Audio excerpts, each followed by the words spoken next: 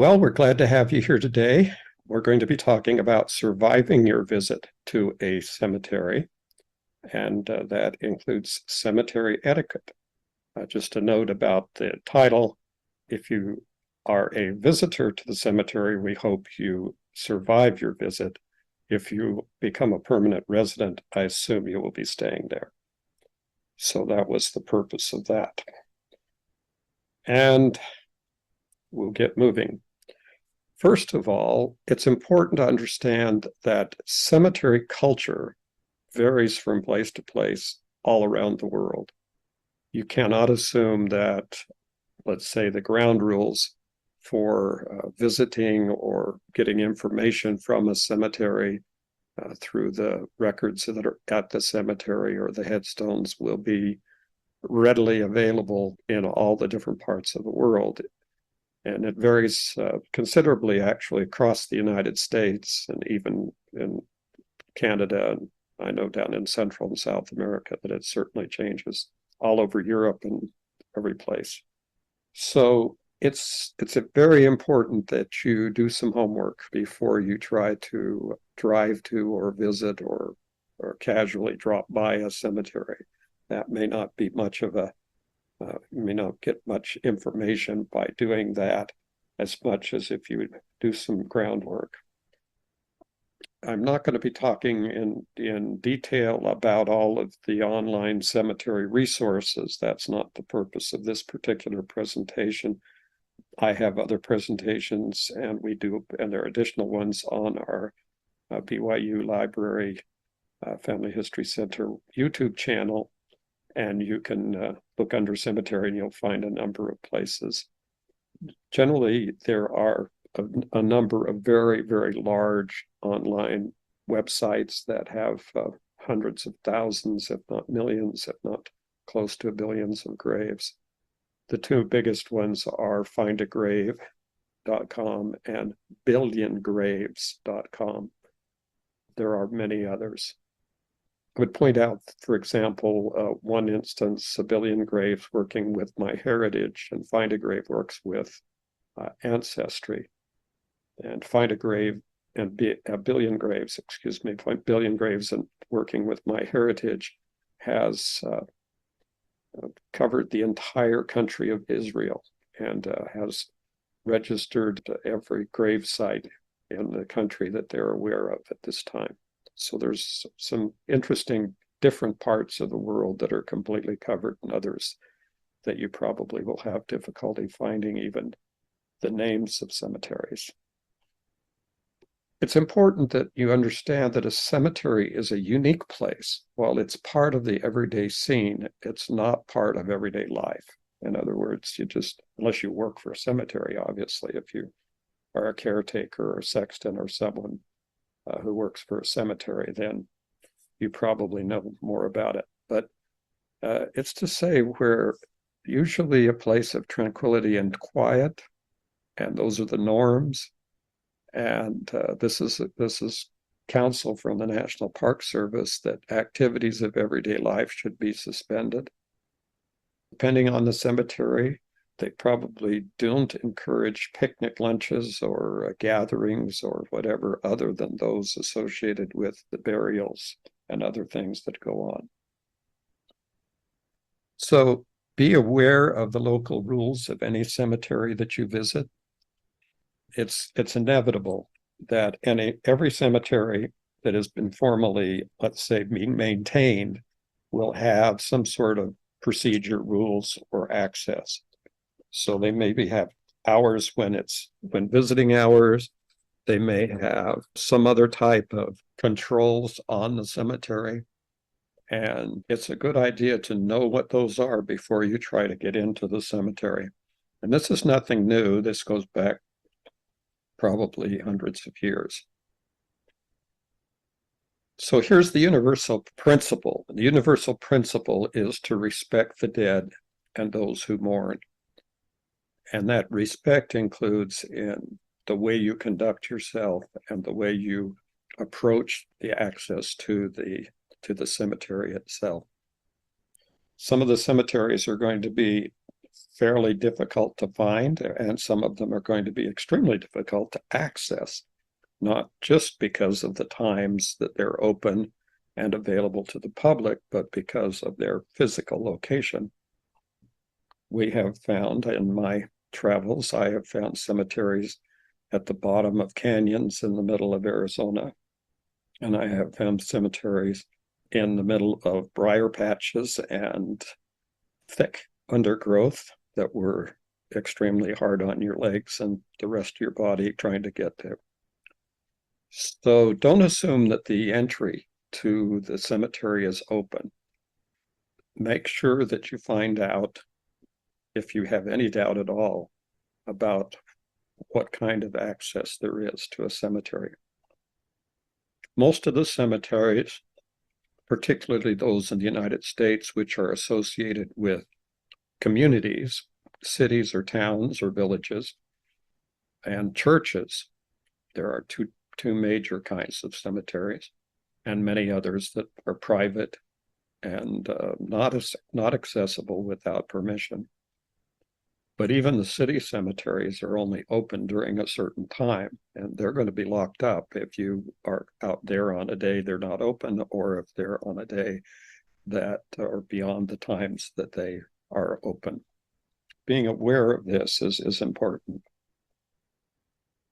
If you drive onto a cemetery, that means a lot of cemeteries in the United States are interesting because, and other places also, is that they're laid out as if they were a small city. And so the access roads have names, and their naming patterns are those of the area where the cemetery is located. So you may find a cemetery with a main street and with First Avenue and a Second Avenue and things like that. But if you're allowed to drive on the access, if you have driving access, just be careful that you drive very much slowly. They'll have a lot of them will have a posted speed limit, but even if they don't, it's a good idea to drive slowly. And it is extremely important not to park in areas that can block the roads. Like this particular image shows that the car driving, but it shows typically how narrow the access roads are. And there may be designated parking areas, there may not be. It's just be careful not to drive onto areas that aren't indicated for roads. Probably, if you think about it carefully, you need to be considered and keep a respectful distance from burial services and other mourners. It's not something you should do, is to approach the group of people who are there for the purpose of the cemetery. And making that, just keep your distance, keep quiet. If they addressed you, that's fine, but I wouldn't go up and start talking to people. That's very rude. And I would venture to say that it's unacceptable in almost any culture around the world. Another important thing is to treat cemetery workers with respect. The people that are there maintaining the cemetery, digging the graves, doing the work that's required to maintain all of the property where the cemetery is located, are usually paid employees or volunteers. It's possible in smaller cemeteries they may be there as a volunteer. And they may or may not know anything at all about who is buried there, where the graves would be located. Unless they, in a sense, approach you and ask if you have any questions or whatever, it would be a good idea to let them do their job and don't expect them to act as guides to the cemetery.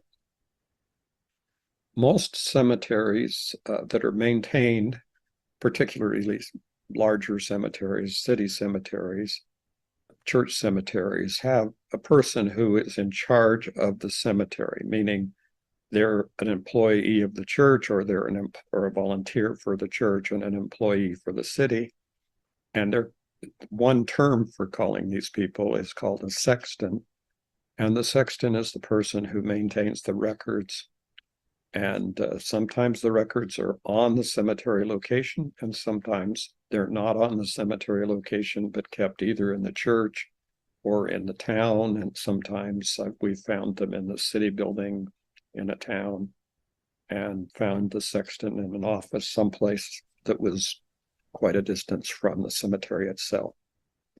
So this is part of the process of investigating and understanding about the particular cemeteries. Many, many cemeteries today have online access, not either through the major websites like Find a Grave or Billion Graves, but otherwise there's other websites for the cemeteries themselves. So it's another good thing is to get online and see what information you need to find out. And if it's a city cemetery, you may need to contact the city itself to find out what the cemetery are, if there are specific cemetery hours and where the records might be kept, and somewhere about the location.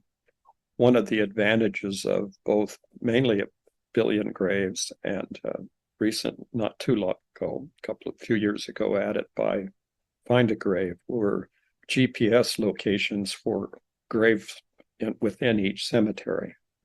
So the advantage of, for example, a Billion Graves is that you can hold those, actually have a map of the cemetery and shows you where on the map you're standing, and you can use it to move your little blue dot over to where the grave is and look down, and you're usually standing right on the grave. So there are ways to electronically and otherwise to gain access.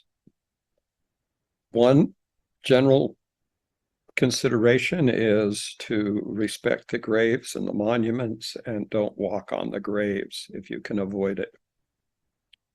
Some of the cemeteries from that standpoint are kind of unfortunate from that standpoint, because the only way you're going to look at the headstones, the grave markers, is to walk on the graves, because they're like this picture shows. Almost every inch of the ground here is a grave, and there would be no way to look at those graves that you see in the picture without walking across the graves, the existing graves. But if it is possible, just avoid that. Now, grave markers are referred to by many different names. Grave markers is sort of the most generic term, but you'll find these are almost always interchangeable. Headstones, tombstones, memorials, they're referred to, all of those. And cenotaphs are markers for people who have died but who are not buried in the cemetery for some reason. The most common one of these is military cemeteries, where people have been lost in battle, but they still have a marker in the cemetery for that individual, even though the grave is not there physically. So there are lots of other names, particularly, of course, in all the other different languages other than English. One of the very basic rules is avoid touching and harming cemetery markers, gravestones, monuments, markers, statuary, anything in the cemetery. You may have the impression that they are very indestructible, but if you've had any contact at all with cemeteries, you'll realize that some of the different types of rocks and the composition of the headstone makes them very susceptible to damage. Here in the southwest part of the United States, in the 1800s, a lot of cemetery markers were made out of sandstone.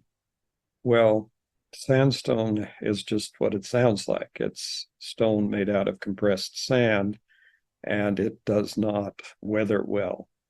And so unfortunately, if your markers that you're looking for were made out of that substance, it probably will be hard to read even after about 100 years, depending, of course, on the amount of rainfall and the exposure of the particular headstone. So this is a grave considered, this is a very difficult, I can do that all day long, but I will try not to. So it's a very serious consideration. One thing that's a little bit interesting to walk around in a cemetery. This is one thing that you'll find out is a common thing about genealogists. Any genealogist that's been doing genealogy for any period, except for really new genealogists, and for any period of time, probably is aware of the cemeteries in their area and likely has spent time walking through and looking at the grave markers. One of the things that you will see frequently is graves where all of the different kinds of things have been piled. Many city cemeteries, for example, will have rules that say that anything placed on the grave will be removed after so many days and they're cleaned off. But in some cases, that's not the case, and it basically is a very unsightly thing. Obviously, if you're doing decorations, they should not create a safety hazard, impede maintenance, or offend others. In addition to that, they should be consistent with what is allowed in that particular cemetery. And it's obvious, but don't litter. And if you see litter or trash, then it's perfectly fine to go ahead and pick it up and help clean and maintain a cemetery that you're visiting. It's not unusual. For instance, here is another cemetery where the graves are a little bit different. In this case, they have a raised place for the remains. And in some countries where there's a very high water table, the whole cemetery may actually be above ground, that all of the graves are not really below ground. They're actually built into enclosures. If you do take pets or children into the cemetery, just make sure that there's no running, yelling, or rolling on the ground. When we say rolling on the ground, you may not be aware of this. Recently, we were in a large botanical garden type area, and a lot of children were visiting. And one of the favorite things for children in these kinds of circumstances, especially where there's a nice green lawn, are to lay down and roll down the hills. That is definitely not something you want to have happening in a cemetery. Okay, well, this is kind of an interesting comment here to not stay in the cemeteries after dark. The reason for this, there's a lot of things, of course. If you try to do, by the way, if you're developing a presentation on cemeteries, you can get on and look at the images that are available online, and they are really off into the Halloween kind of All Saints type things and not just generic. But the idea here is not that there's any danger, particularly staying in a cemetery. It's that that the ground usually is very difficult to manage, and the point being here is you may injure yourself, but from the cemetery standpoint, you may also injure some of the property in the cemetery. So it's not a good idea to be there when it's not easily to find things. And if there are funerals or people in the cemetery, avoid taking pictures with the people. This is, for me as a photographer, this is a common thing anyway, because I try to avoid including people in my photographs if I'm doing photographs for publication, simply for the reason of not having to worry about identifying and getting permission from the people in the photographs. So it's kind of it may be difficult, and like this photograph that you can see, it doesn't look like there's a funeral, but there may be these other people, but they are far enough away that probably is not a problem. So turn off all sound on electronic devices. It's probably the worst thing you can do is to have some loud music going while people are trying to return and visit the departed person in their family. You really just need to be considerate of people all around. And this is probably a good idea that a lot of these rules probably apply to just about any kind of genealogical information or research you're doing, because you, in libraries and other places where genealogists are going to archives and things like that, generally have the same kinds of rules. Now, quite a few words here about cleaning grave markers. There's so many ways that this grave markers can degrade over time. There are physical things that happen. Sometimes in the cemeteries, there are sprinkler systems that are used to sprinkle the grass, and at the same time they manage to sprinkle all of the grave markers, and over time the water will start to degrade the rock, and regardless of what kind of rock it is, even if it's granite or marble or something that's got a harder surface. Also, in older cemeteries, you're going to find lichens and algae growing on, and moss growing on the cemeteries. And what's going to happen is that as they get more and more of this problem, is that they're going to be impossible to read. So there's this controversy or question about whether or not it's appropriate to clean the markers, particularly to clean them so they can be read or so that you can get the information. The rule here is less is better. The least amount of cleaning and the least amount of touching and using anything to touch the graves is important. And so you do it as this says here on this article from the National Park Service, is even with the most careful technique, cleaning may accelerate deterioration or cause loss of original material. Only use soft brushes and gentle cleaners such as water or a non-ionic cleaner, neutral pH of 7. Never use wire brushes, power washers, or harsh cleaners such as bleach. So there's lots of reasons. There could be vandalism and graffiti. There could be biological growths. They could be gypsum crusts are very common because gypsum is soluble in water, and if the water falls on the grave marker and evaporates, then it leaves the gypsum.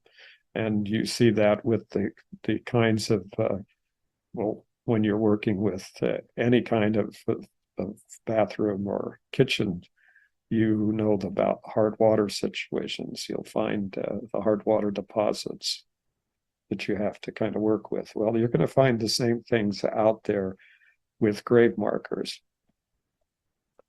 And just understand that if you go online, there are things like this, which is the National Park Service Cemetery Preservation Course, and they will tell you exactly what is allowed and what is not allowed. And there is not a substantial, but a side industry out there of companies that provide safe cleaning kits and the types of materials, cleaning solutions that are approved in most cemetery situations. So doing some investigation here and learning about how to properly clean the monuments is helpful. Over the years, of course, as a genealogist, one of the main things that you end up learning as you begin the process is to listen to people. And so I've heard a lot of stories and lots of stories about finding and visiting cemeteries. One of the most disappointing things from the standpoint of trying to visit a cemetery is getting there and finding that the weeds are grown so high that you can't see any of that at the grave markers or headstones. So you are outside the cemetery with this huge mass of plants, and not even to be able to see where they are, much less what's there, and identify that. So this is one reason to do some homework. And it's one thing if you've driven to your local cemetery and it turns out that the grave markers are unreadable, but it's much more disappointing if you have traveled to another country, and then with the idea of visiting the places where your ancestors were buried, and then finding out that either the cemetery was inaccessible because it was closed or because it was locked, or from the other standpoint, that the grave markers are no longer readable and there was no way to tell who was buried where, and the church is closed or the sexton no longer is available or whatever.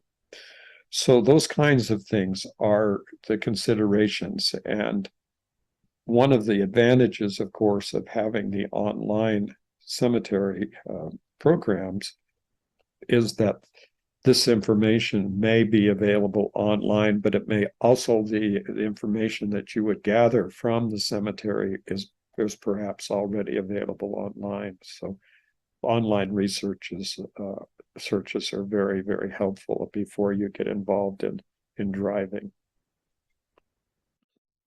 Sometimes totally unprepared. For instance, driving through places where my ancestors lived, we've spotted the cemetery and we say, oh, let's stop and look at the cemetery. Well, that helps. And sometimes we can walk up and down and just never find the graves that we're looking for. And not because they're not there, but because some of cemeteries are quite extensive, and over maybe 100 years or more of internments, then you really have a lot of places to look and places to walk. So I would suggest once again that a cemetery plat, finding out where the graves are located and how they're laid out, would be very helpful. In addition, there are huge cemeteries across the United States. Here in Utah, we have a very, very substantial cemetery in Salt Lake City. And it's the city cemetery, and it is without directions. It's like trying to go into a major city and figure out where you are. So it's just something that is part of the process of working with. I mentioned the companies who provide the solutions and things. This is just an example picked off, no particular reason for this particular one. I'm not trying to push this one at all. It's just an example of a cemetery preservation supply company and the types of solutions that have been approved and helpful for cleaning cemeteries and the equipment that they provide. And as it says here in the side note, that even the most careful techniques can accelerate the deterioration or cause the loss of the original material. So there are very, very specific things to avoid, and there are very specific kinds of things to use if you're involved in cleaning a cemetery. So here's some do's and don'ts about cleaning cemeteries, about markers. The first is to do no harm. Don't do anything that will physically harm anything in the cemetery, not just the headstones, not just, but all of the other things that are involved with the cemetery. And select the gentlest cleaning method to accomplish the task. That's the least destructive way that you can possibly do it. It may just involve getting a picture of for instance, a photograph of the words on the cemetery may simply require a different angle of lighting rather than any actual change or cleaning of the surface. So there's ways to do that. And there's a lot of discussion back and forth about the process of cleaning the cemeteries. Always try a very small test patch before cleaning the entire stone. You may find out you have something like a sandstone grave marker, And the second you touch it, you begin to see that it's not going to work because it's going to take off too much of the surface of the marker, and you may want to get the information and get it photographed and preserved so that which will happen. The damage, of course, will continue inevitably by the weathering process of the cemetery. Another thought about that particular subject is that in a lot of the reference books, when I've gone back, well, some places in the United States, for example, when my wife and I were digitizing records at the Maryland State Archives for Family Search, we joined the local Anne Arundel County Genealogical Society. And one of the members of that society had been working for years and years and years, compiling a 3-volume work of every last cemetery in Maryland.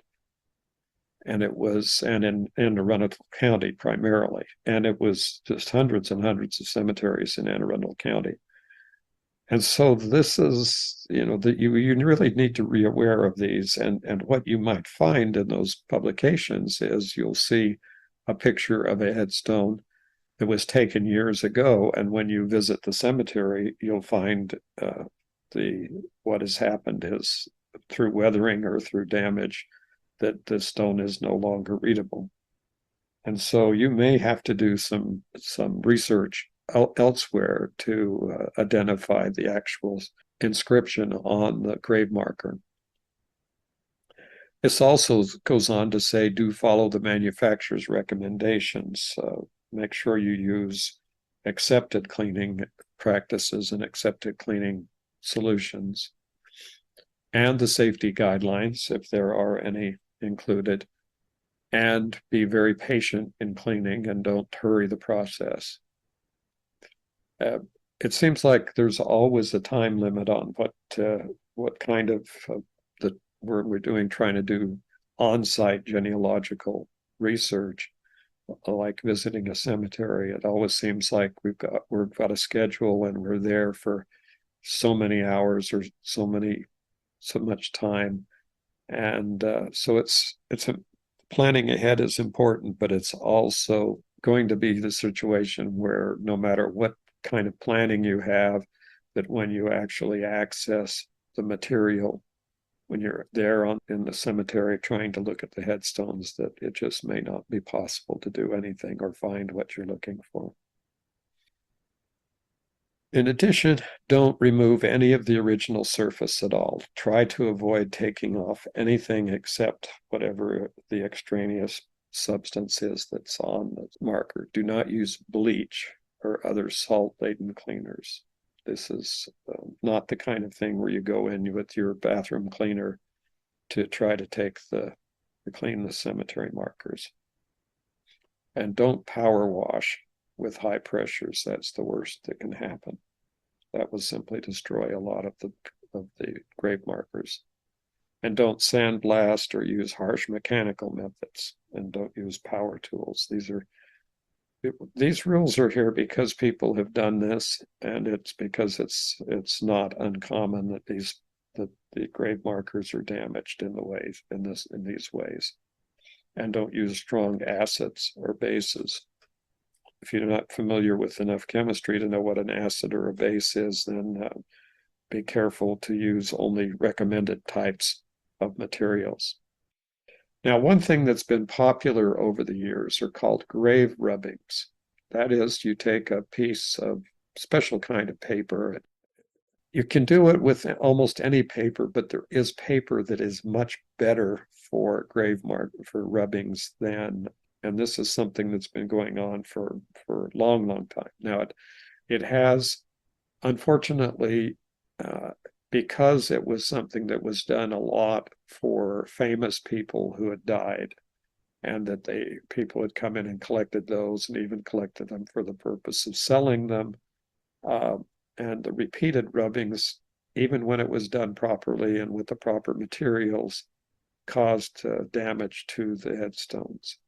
So historic cemeteries and some of those that are popular with tourists often have a prohibition against tombstone rubbings because of the damage possibility. So just have to be, once again, aware of the local rules and what's a possibility there is.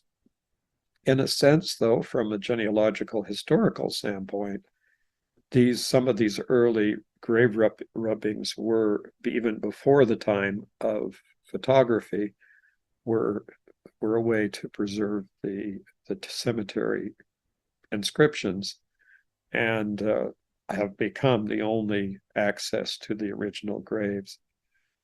There are whole collections of these online, and you can look for those. One thing I suggest is preserving the headstones with digital images. Whether you do that for Find a Grave or Billion Graves is kind of up to you. You can always contribute headstone to both of those large online websites. There's a process for each of those and others also. There are a lot of private and local collections. So this is one way to do it. And this picture is a picture of a graveyard. And even though those rocks in the picture appear to be sort of random rocks sitting out in the middle of the forest, they were in fact originally grave markers, and they were inscribed. And this is one example of where the information that was on these particular grave markers, which happened to be in Rhode Island and happened to be my great 11 generations back grandfather, William Tanner, and his family, are no longer visible. And there's only one or two of the stones that have any information that you could gain from it. So it's fortunate that years ago people either did drawings or took photographs of the markers as they were back in the 1800s, and preserved that information before it was totally lost. So, it's important that you establish sort of a baseline. And as I'm, for instance, driving along, and I know over time this probably has been solved, but we see a large cemetery and always wonder, has anybody actually gone in there and taken the photos and transcribed all that information and put it up online so we can see it? And unfortunately, because we're traveling or have other things we're needed to do, we have not taken the time to stop and do that.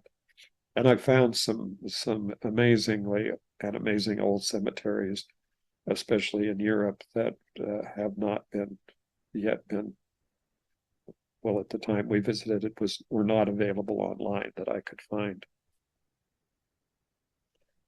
And if you're wondering, here in Utah, in the state of Utah, there are very close to 0 places in Utah that the cemeteries have not been completely digitized, photographed, and put up either on Billion Graves or Find a Grave.